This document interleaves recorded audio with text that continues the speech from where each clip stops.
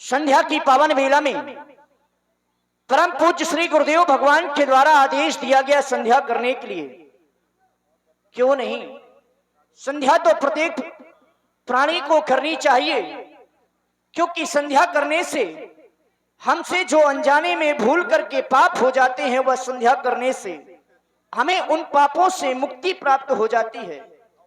संध्या करना तो मानव शरीर का प्रथम कर्तव्य है, क्योंकि मानव के लिए तो बताया गया, यह मानव का शरीर बड़े भाग्य से मिलता है। बड़े भाग्य मानुष तन पावा, सुर दुर्लभ सब ग्रंथि गावा।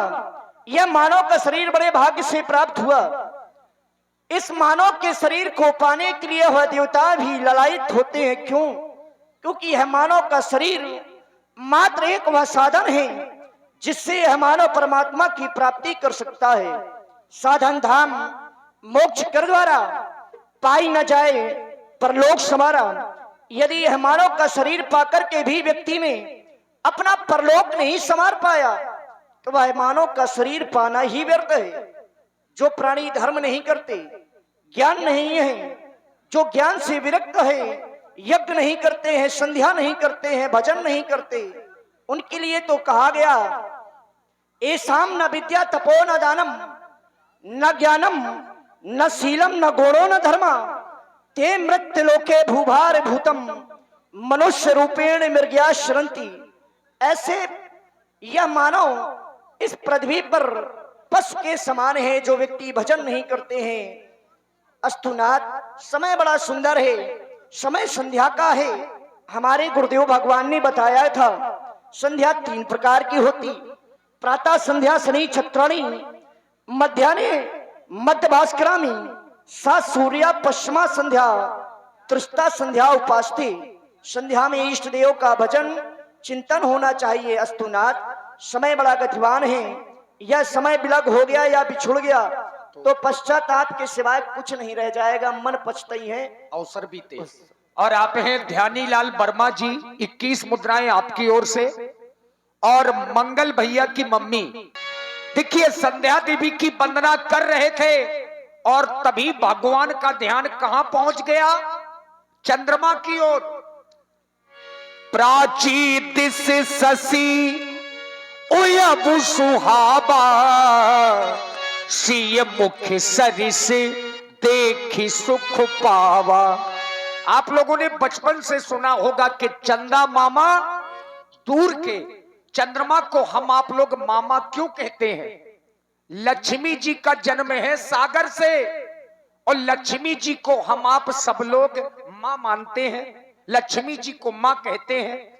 और चंद्रमा का जन्म भी सागर से है, और इसीलिए चंद्रमा और लक्ष्मी जी का जो संबंध है वो बहन भाई का है।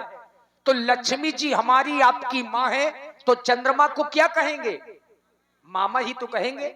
और इसीलिए चंद्रमा को बचपन से हम आप लोग कहते हैं कि चंदा मामा दूर के। भगवान ने चंद्रमा का उदय देखा पूरब दिशा में, तो अपने मन ही मन विचार करने लगे, बहुर विचारे कीन्हे मन माही, सीये बदन समूहि में कर नाही। हम दोनों भाई मिलकर के संध्या कर रहे थे, मेरा ध्यान चंद्रमा की ओर चला गया। देखो ना लक्ष्मण, आज ये चंद्रमा हमें कितनी सुंदर छटा दिखा रहा है। मानो बरियाई हमसे यह कहलवाना चाहता है कि कह दो राम, जानकी और चंद्रमा में कोई अंतर नहीं। परंतु भैया, हम ये कैसे कह दे कि चंद्रमा जानकी के मुखार बिंद की समता कर सकता है, क्योंकि यह तो विरहिणी स्त्रियों को दुख देने वाला कमलों का द्रोही है। भला ये सीता की समता कैसे कर सकता है? क्योंकि चंद्रमा तुम्हारे बारे में बताया गया, जन्म सिंधु पुनि बंधु विष, दिन मलिन सकलंक, सिय मुख समता पाव किमी, चंद बापरो रंक। इसका तो जन्म समुद्र से है, विष इसका भाई है। ये कलंकी चंद्रमा दिन में मलिन रहता है, दिखाई नहीं देता। भला ये सीता की समता कैसे कर सकता है? क्योंकि भैया जानकी के बारे में बताया गया, सीता को चंद्र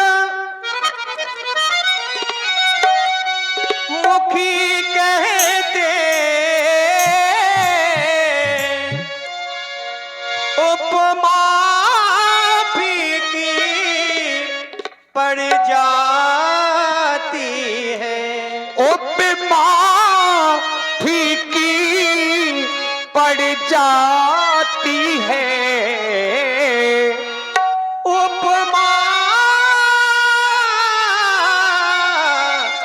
फीकी पड़ जाती है। उपमा फीकी पड़ जाती है।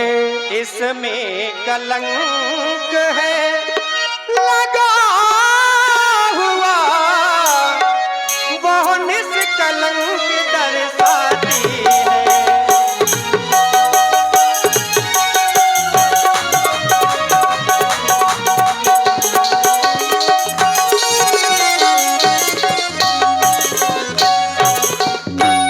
इसमें बहुत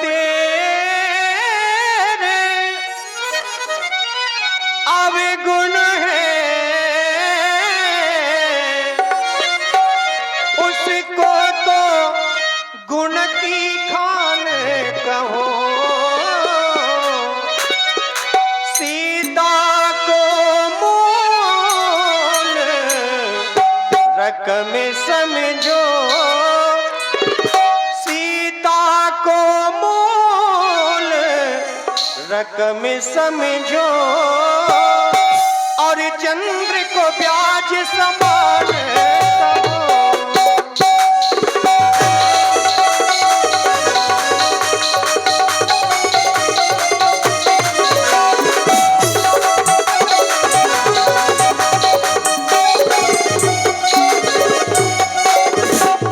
इसलिए चंद्रमा, तुम जानकी के मुखारविंद की समता क्यों नहीं कर सकते? और आप हैं भाई प्रवीण परिहार जी। प्रवीण परिहार 51 मुद्राएं आपकी ओर से, और नीलम कुशवाहा जी 51 मुद्राएं आपकी ओर से, कारेलाल वर्मा जी 21 मुद्राएं आपकी ओर से भी बहुत बहुत साधुवाद, धन्यवाद। क्योंकि चंद्रमा, मैं तो तुम्हारी